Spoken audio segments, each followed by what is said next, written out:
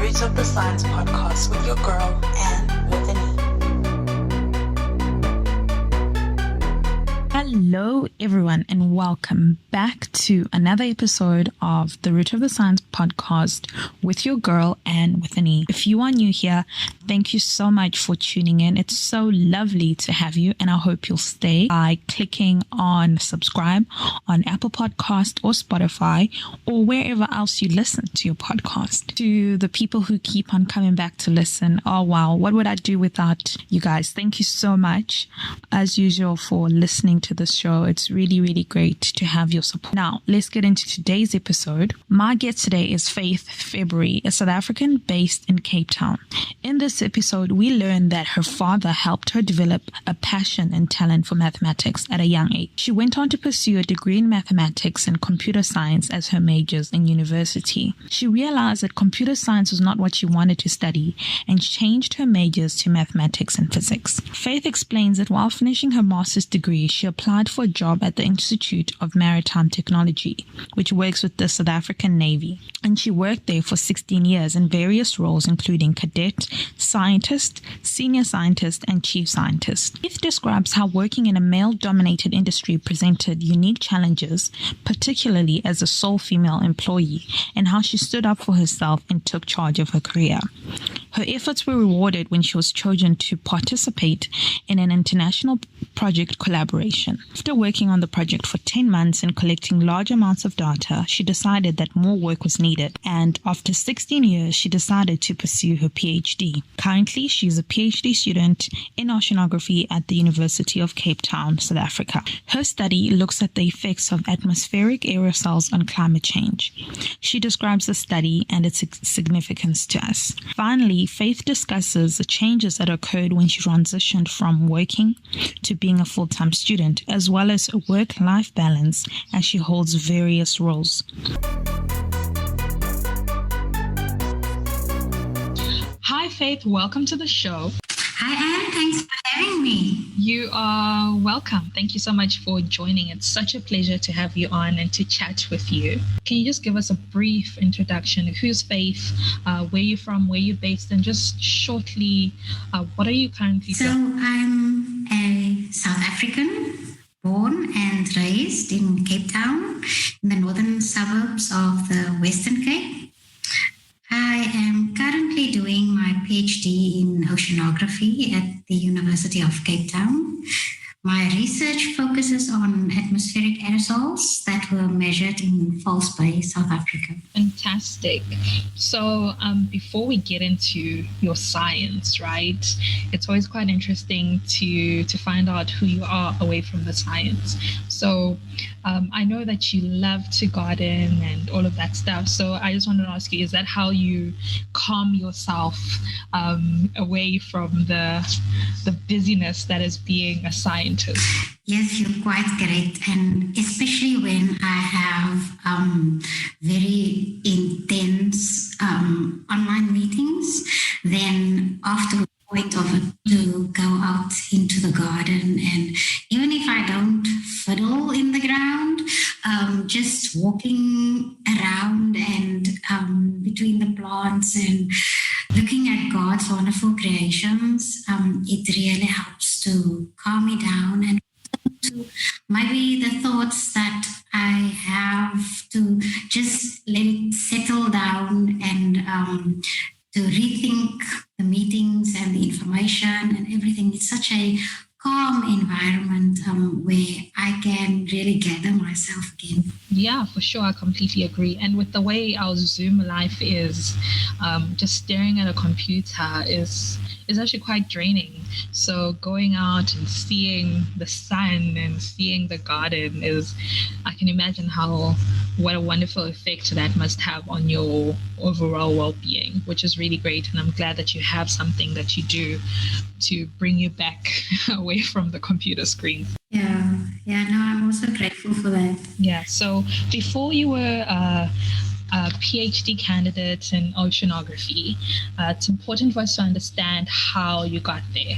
So how do you become interested in science? What was the root of the science? Were there influences in your life? Could you just elaborate on? Yes, there were influences. At a very young age, I had a love for maths, and it was fueled by my dad drilling me to know tables. So after school, I had to sit with the tables, and when he got home from work, he would ask me the tables. And what was so great about that drilling that I got at home, it helped me to excel in school. So when I got to grade 7, that time it was standard 5, my math teacher would do the same in class to ask us randomly the multiplication tables. And I was like on it because of the exercise I got back home. And then I also had to help my fellow classmates who were there struggling with maths, and that made me to want to become a maths teacher too. So in high school, my life orientation teacher helped me to acquire a teacher's bursary, as my parents didn't have the means to send me. So, and then another influence in my life was at university. I started out with maths and computer science as my majors, but I soon realized that the computer science was not what I had in mind. I then became intrigued with physics and changed to maths and physics as my majors. And my professor, Hans Eggers, he saw my potential in physics and also helped me to apply for bursaries. And I then went on to do my honors and eventually masters in physics. So yeah, that's about that. I ended up with a master's degree in physics. You mentioned that you realized that computer science was not what you really wanted to be in. So you specialized in physics and mathematics. And after your master's, you qualified as a chief scientist.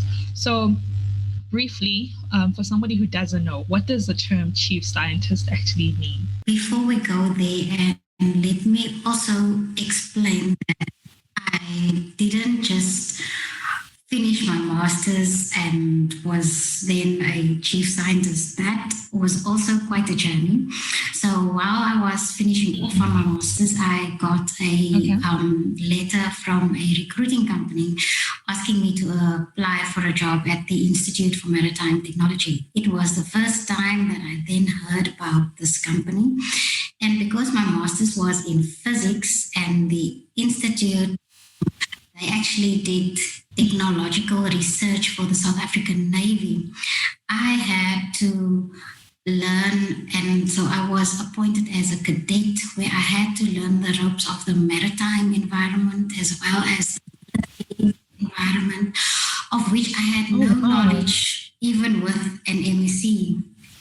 And then after the 3 years of contracting, they then gave me a permanent employment as a scientist. And because of my qualification, I was then soon promoted to senior scientist, but without any remuneration extras or anything. It was just a title change. And as a scientist or senior scientist, I was involved in several projects that the company ran. So they focus on a very wide range of technological research that they assist the Navy with, from below the water to the ships to the atmosphere and even the decision support elements. And I was quite open to be involved in whatever projects that came my way. So I was then project leader of infrared thermography, which was also a new field to me, but it was based on the physics principles that the infrared cameras work on. So that helped me to establish the infrared capability in the Navy from scratch. I was project leader for about 9 years, I think. And in the meantime, so I enjoyed my work as a scientist. In the meantime, I had to undergo lots of parity studies and write several letters and filled in several forms for me to be actually promoted. And in the end, when I was promoted to chief scientist, it was a anticlimax, almost like a bittersweet moment, because I felt that I wasn't compensated for the lost years. So yeah, that was my experience. And what also happened as a chief scientist, the Navy also worked on contract basis. So they were contracting the Institute of Maritime Technology to do projects on. And in that time, before I was promoted to chief scientist, they actually charged more for my hours and my input because they could see the work that I was delivering on these projects. But yet I didn't get the benefit of that. So yeah, that was the situation then. Oh, wow. Yeah, no, I can completely understand why you felt the way that you felt. So, compared to a senior scientist and a chief scientist, so the responsibilities were more. You said that the time lost or the remuneration was had it changed? From senior scientist to chief scientist, there was a jump in remuneration. But like I said, the responsibilities I actually increased whilst I was a senior scientist. So when I became chief scientist, it was more or less the same. But what happened in my own life was that after my third child, I realized that I was capable of so much more and that I was actually being underutilized in the company. So I went to promote myself and sit in on meetings, and I purposefully chased the projects and dreams and goals that I wanted to be involved in. I no longer sat and waited for handouts and hand-me-downs, as you would call it. But yeah, so I got involved in projects that I was really interested in and wanted to expand my career on. Wow, I love that. So was that easy for you to do? Did the environment allow you to, or did you get some pushback in terms of you now saying, hey, actually, I want to be in these spaces? Or was it a little bit tougher to navigate? It was a bit of both. Some people actually admired me for moving into and wanting to move into spaces. Others felt that I might be a challenge to them, because remember the field, the physics field, and even at the institute, it was always very male dominated. So I was always the only woman in the group, and the men didn't always like the woman being so vocal and being so present and all over. So yes, there were some pushbacks, but then you also got some nice guys who actually supported you and admired you for taking the stand and wanting to go further. And I just focused on the positive. And like I said, because the motivation came from myself and from within, that I made that conscious to change my situation. I think from then, there was no stopping me really, because I then also became a member of the South African National Council for Natural Scientific Professions. And that really gave me the edge, because at that time I was then the only person with that qualification in the company. So people had to step aside, even if they didn't want to at times, to make way for me. That was a good feeling. And what was very special to me, that other people actually came from outside and also saw my potential. I was involved in an international experiment, the first European South African transmission experiment, FESTA for short. And during that experiment, the Dutch brought their aerosol equipment to South Africa. And they didn't have the funds to have somebody delivered with the equipment and to stay in South Africa for the 10-month period that the experiment ran. So they asked me to be in charge of the equipment, to do the maintenance, and they trained me to do the data acquisition and everything. So that to me was a huge honor, that strangers actually came and saw the potential and trusted me enough to take care of their very expensive equipment. Wow, I'm just like, yes. I'm just like, yes. I love the story. And how you said that you made that conscious decision, and I think everything changed from there, and how you sought out to kind of differentiate yourself and to kind of make yourself more valuable by getting that qualification. I love the whole entire story. It's like, it just screams girl power. And I love girl power stories. But I think also at the same time, it's also very important for us to mention, like you said, that it wasn't, you also had the support of other males who were supportive. So that's really, really great. So this is so interesting, you talking us through your journey in industry, right? And you were in industry for 16 years, and you massed up like so many years of experience and expertise. Then you kind of switched and you decided to come back to study full time, if I'm not mistaken. So what happened? What was the reason?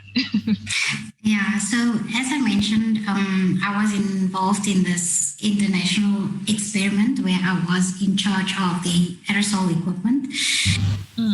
And for about 10 months. So we acquired enormous amounts of data. And then one day I just asked the Dutch guy, but listen, can't I do a PhD on this? Because I was also involved in the preliminary data analysis. And the focus of the experiment was more physics related, in that we were looking at the atmospheric effects in the bay, so in False Bay.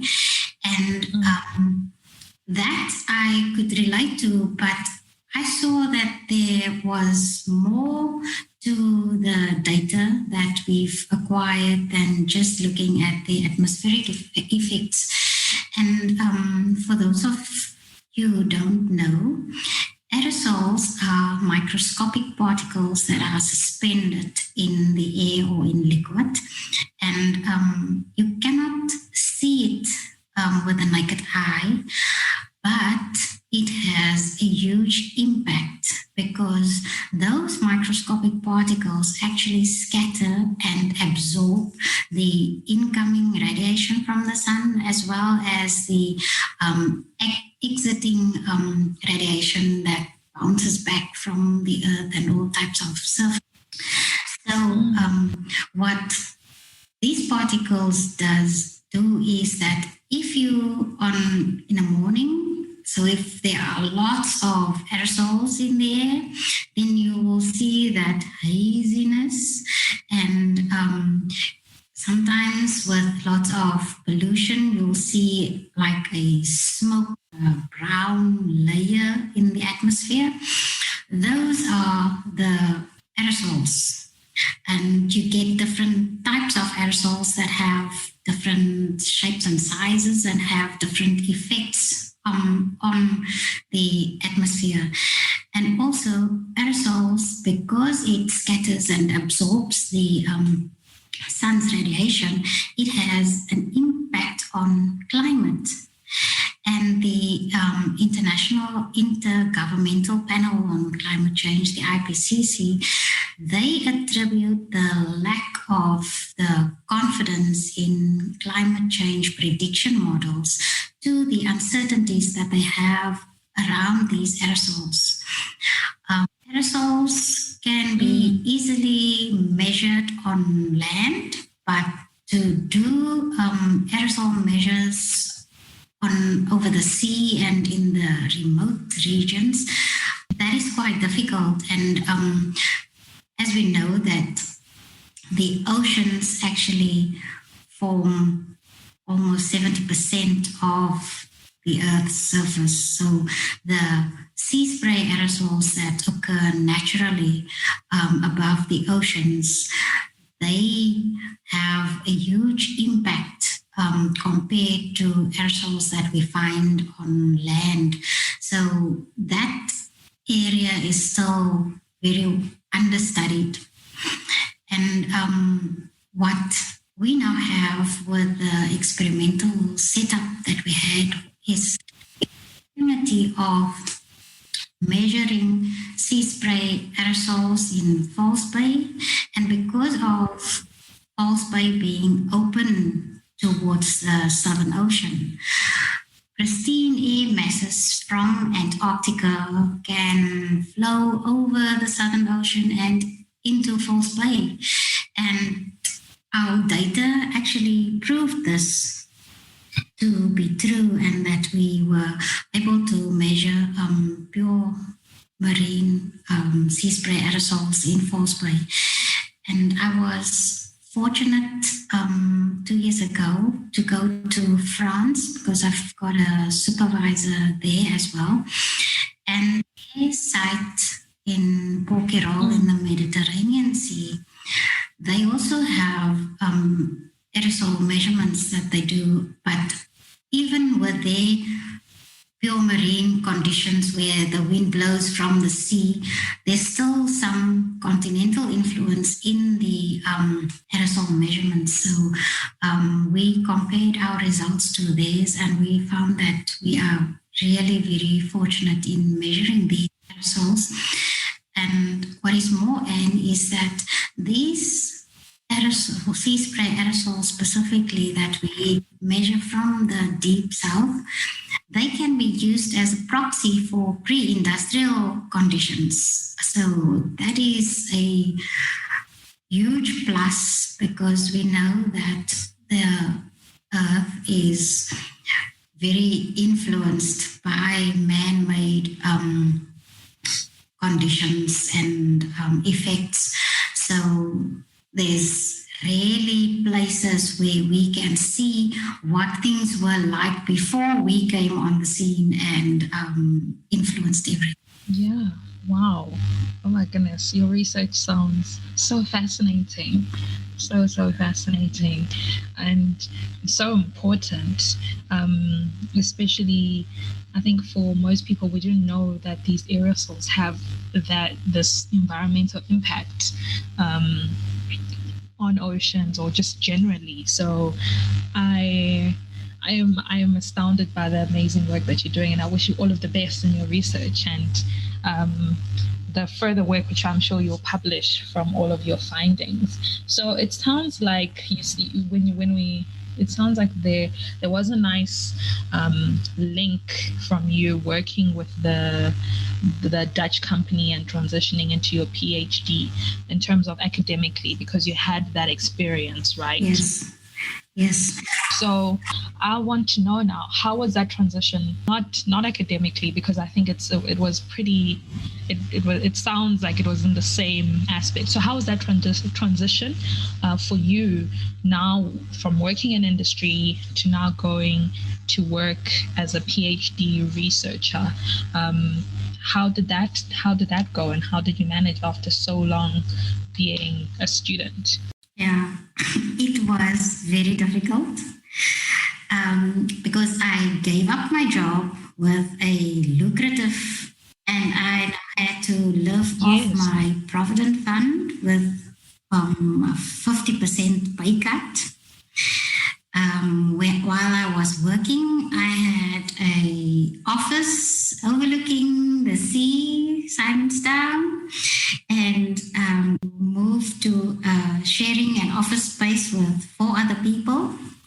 So, and also when I was a chief scientist, like I said, my career was taking off and people started to notice me. I was even in 2016, I was featured as a scientist at the Top Women Awards in Dallas.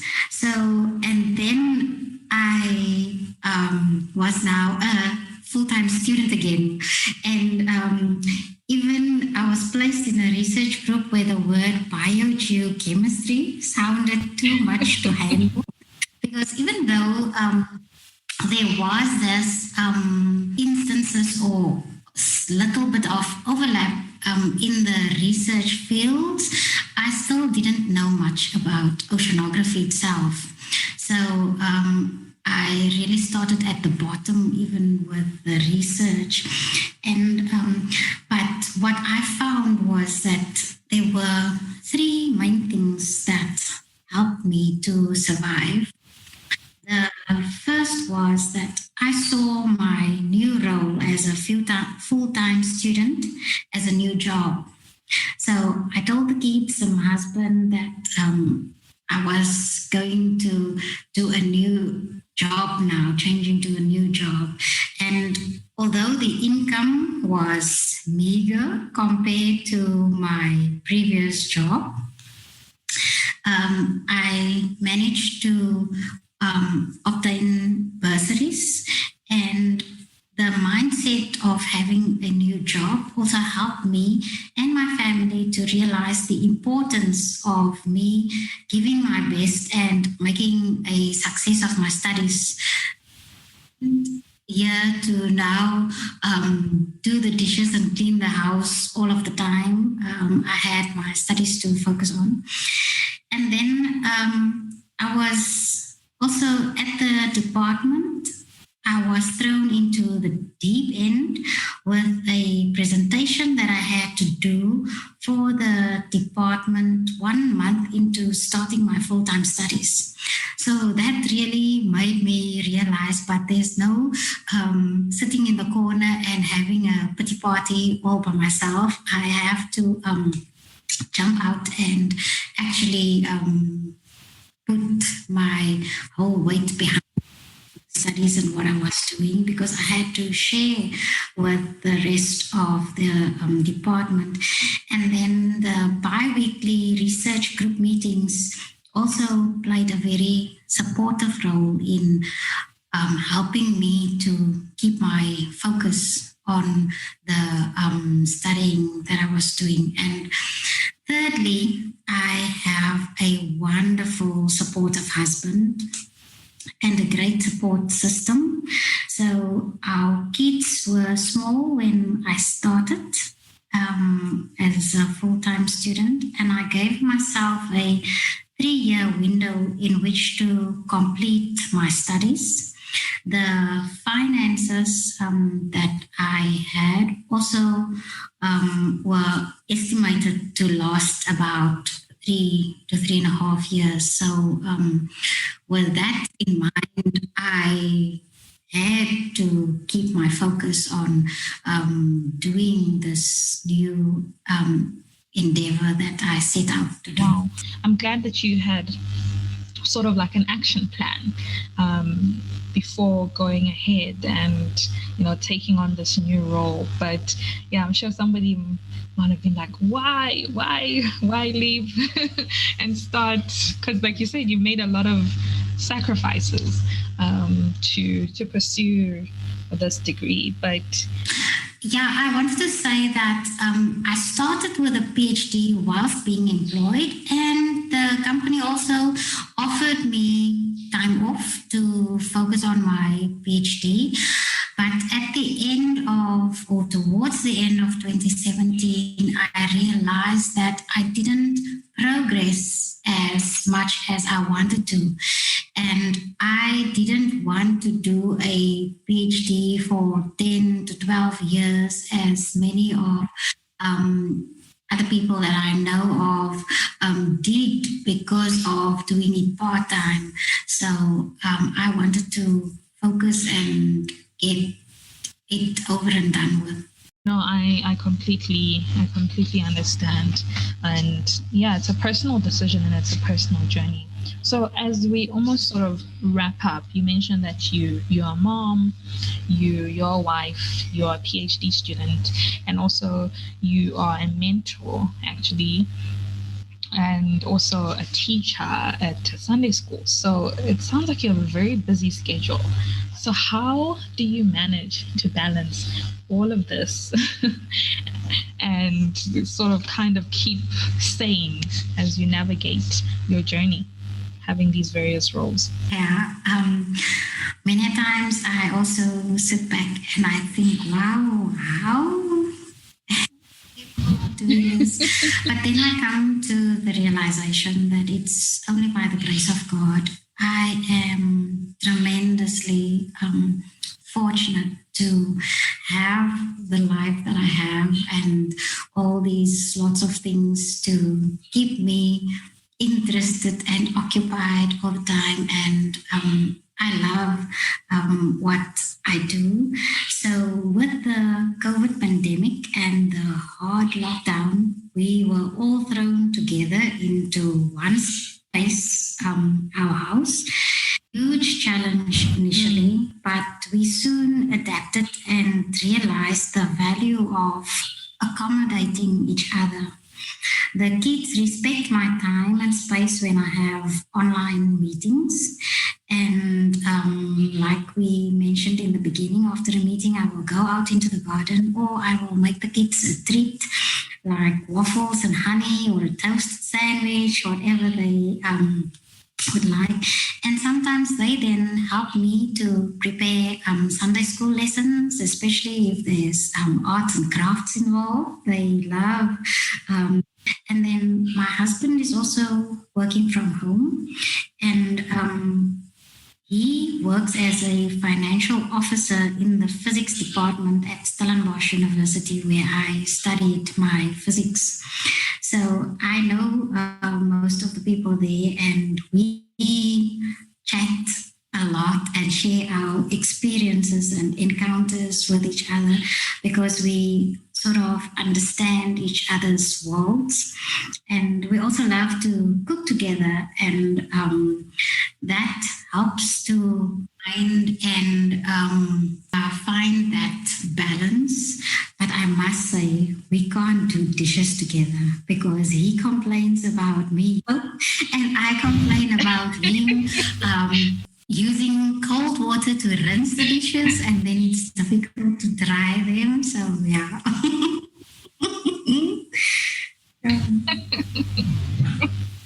Yeah. Well, at least you know that the cooking aspect is good. So what do you do with the dishes? Is it somebody else's responsibility, sole responsibility? Yeah, so if he decides to do the dishes, then I step out of the kitchen and vice versa. No, that's a nice balance. I love that. Oh, and I love how you've managed to to find this balance in your life. And it's been pretty inspiring just listening to your story and how it all started, and you working and coming back to school and still being phenomenal and inspiring as you are. So it's somebody who's listening, and I'm sure they are inspired. What advice would you give them? Yeah, I would say that make sure about the field of study you want to venture in. You can contact me on faithjfebs@yahoo.com if you have any questions. But there are so many options available today, and people just need to be flexible and open for changes and opportunities that may come their way.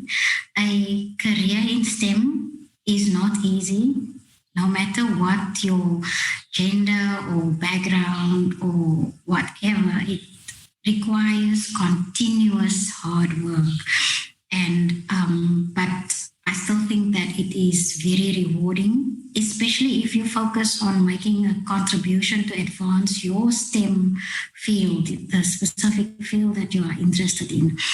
And then I would also like to encourage people that do not rely on affirmations of others. Do and be your best.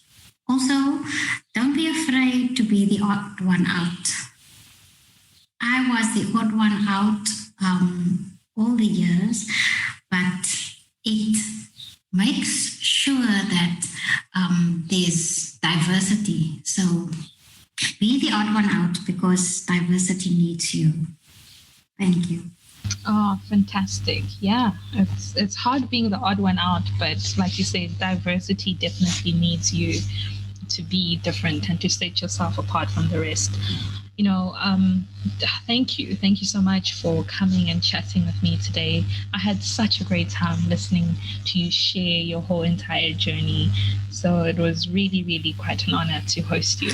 Thank you very much. It was a real privilege to be on your show, and thanks for the honor. Yeah, and to everybody else who's listening, thank you so much for tuning in to another episode of the Root of the Science podcast with your girl Anne with an E. Till next time, goodbye.